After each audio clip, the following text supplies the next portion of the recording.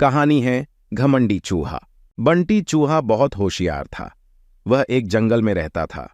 उसने अपना एक छोटा सा घर बना रखा था।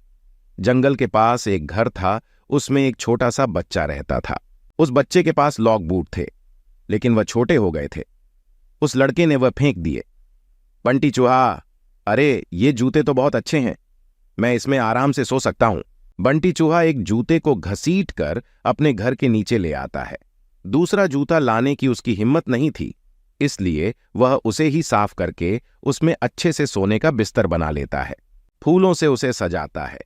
बंटी बहुत खुश रहता था। जंगल के और जानवर उसे देखने आते थे। जानवर जब उसको देखते तो बंटी चूहा बहुत नखरे में अपने जूते पर चढ़कर बैठ जाता था। एक दिन नटखट कबूतर बंटी से मिलने आया।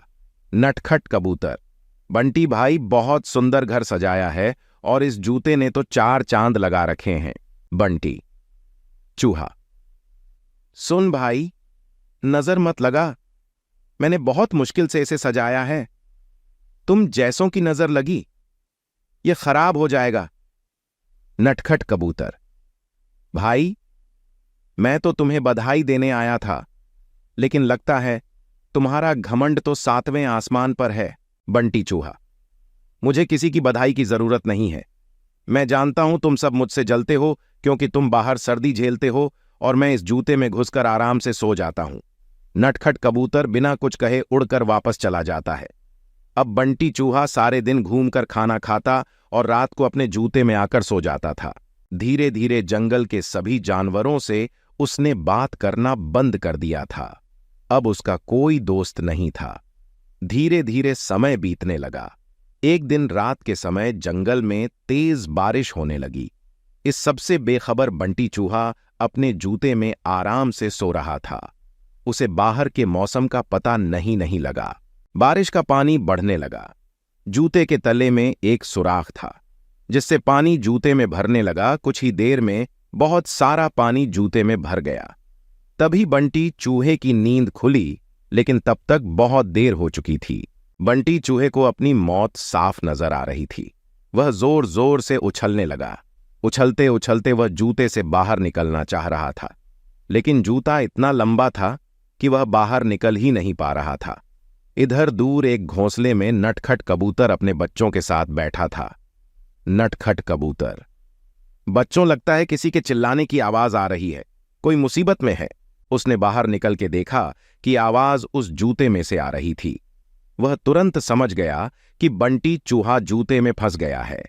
नटखट कबूतर बिना देर किए किसी तरह उड़कर वहां पहुंच गया। वह जूते के ऊपर बैठ गया। उसने देखा बंटी चूहा डूब रहा है। बंटी चूहा, कबूतर भाई मुझे बचा लो, नहीं तो मैं मर जाऊंगा।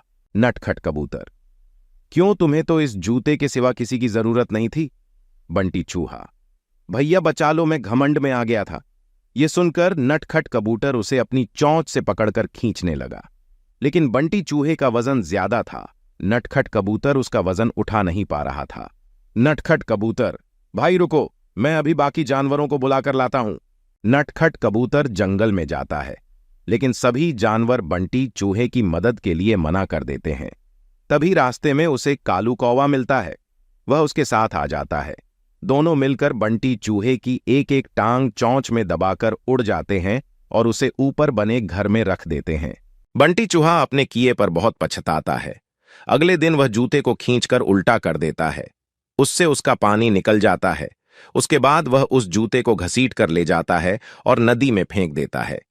यह देखकर नटखट कबूतर और कालू कौवा बहुत खुश होते हैं। फिर बंटी चूहा सब जानवरों के पास जाकर सबसे माफी मांगता है।